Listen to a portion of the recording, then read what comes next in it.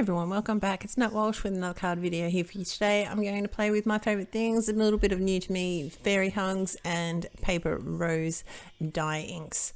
I've got my Misty out here. This stamp set is very, very large, and it has, you can see there, quite a few little pictures that will make quick and easy cards with quite a few sentiments.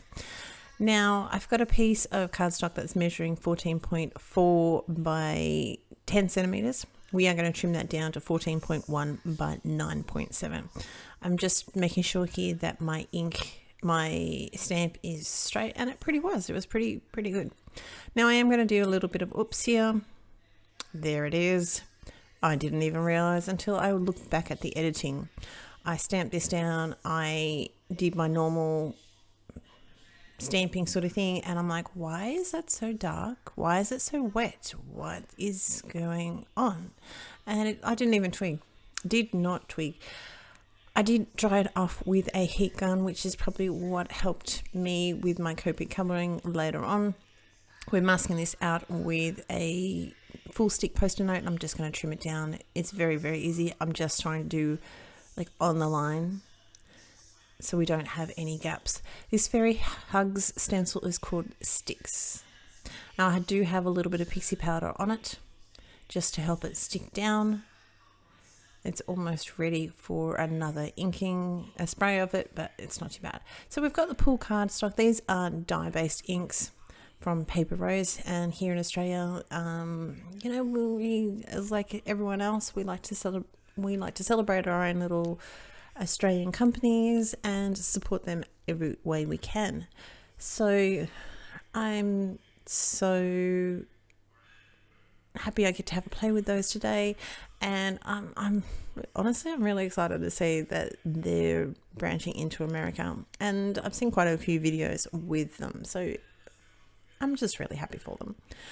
We are going to put a little bits of ink just here and there, and I'm making sure that I go in clockwise and anti-clockwise. Just make sure that both sides of my sticks have that build up of color. When you put that down, you get a little bit of build up on the line, so this way we make sure that the left and the right side, so to speak, both have a little bit of color. I'm just putting these colors down relatively randomly, just trying to give my image a lot of background. I am not worrying about doing the full lot, like the whole panel. I am just trying to basically frame out my little image there. So we're just going to fill that all in, and when I'm happy enough with that, we will remove our stencil and our little Post-it note. There we go. This is the best part, when you take off the Post-it note.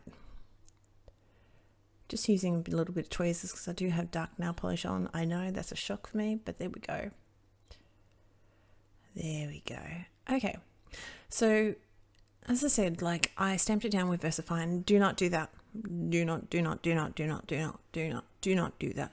But if you do happen to do that, I found it worked pretty well. I mean, my images are relatively dark color, so that no doubt saved me. But yeah, if it was a lighter color, I may not have had as much luck. The only part that I really had a problem with was with his tooth. I got a little bit of color in his tooth, and when I used the blending pen, that was my second hint that things were a little bit NQR. But we make do with that, and honestly, you cannot see it, so it turned out really quite well. I think I just put a little tiny bit of the jelly roll pen, and I went around it a little bit with the the multi-liner. But I really did well. I was lucky, and now that might be because I heat set it. I don't know, but don't do it. There was lots of questions about it. I don't even know how I didn't manage to have a problem with the stars and my background, but that's all right. It's okay. So as you can see here, we've used BV29, BV25 and 23. Our other hippo in the background is going to be blends of warm greys. So this is our blue violet greys, but we've got warm grey because it really does come out like a blue violet sort of grey. I'm just trying to put a little bit of a shadow around the edges of him just to give him a little bit of sense of roundness, a bit of curviness. I've left a reflective shadow on his, I think that's what they call it. I've never done art, but this is what I call it. So on his tummy there, which is going to separate basically his back arm and his tummy. It's just that little hint of shadow. See, this is why it didn't really cause me too much of grief with his inside of his mouth, because his inside of his mouth is that darker color, so it didn't work out. We didn't have a problem with it. Just trim up that little bit. That's where I fixed that up.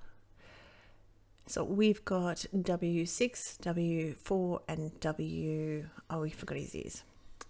6, 4 and 2. His arms and his tummy there are going to be a little bit darker, have a shadow, because they're going to have a little bit of shadow casted on him by the front hippo's arm. Well, like, we're going to call it an arm because, you know, how many hippos do you see with headbands and sticking their tongue out? So, you know, let's just go with an arm. Also, his tummy up near his face and his shoulders are going to have a little bit of shadow, and anything that is sitting behind. So right there is going to cast a bit of a shadow, and we're just going to do a little bit on the other side just to help him round him off and look like he's not a flat thing. Okay, his nostrils are going to be the darkest colors. So we've got the BV29 and the W6 in the darkest color. I think the other hippo I actually did with W4. He's got slightly lighter nostrils. I'm using a little bit of BV31 on their eyes just to give it a little bit of something in his eyes. And we've got R22 and R20 for inside of his ears and also his little cute tongue. Blend that over with a bit of W2 because he's a hippo, he's grey, you know. Okay, there we go. We've got YG06, YG03 and YG01 for I do the 3 colours. I can't help myself. For the stars, we've got a mixture. So we've got Y18, we've got Y15, and we're going to go down to Y13. Do you need 3 colours? No, you do not, but that's okay. We've got Y16, YR16, YR14, and again, we're going to go down to YR12 for our orange, and he just needed a little bit of extra depth. And R85, R83, and R81 for the final star. The lucky last thing we've got is filling in our background. This is just one solid color. As I said, I really don't know how I managed not to smudge the VersaFine on this one. So, as I said, if you do this and you realize, try heating it with a heat gun and see how you go. I think really it was only till I used the blending pen that I had a bit of a problem, but give that a try and see if you can save your image, because, you know, you've already stamped it, you might as well give it a crack. Otherwise you can use different elements to color it in, of course, as well.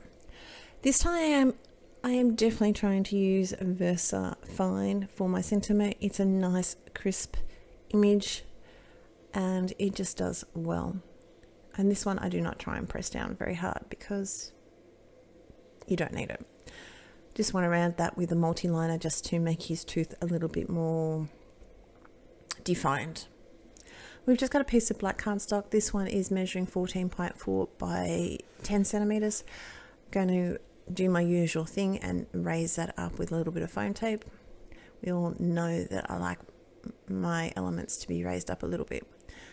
Before that is fully stuck down, I make sure it's all straight, because here in Australia, this tape, when it goes down, it's down, baby. It's down. Okay, so make sure it's straight before you take everything off.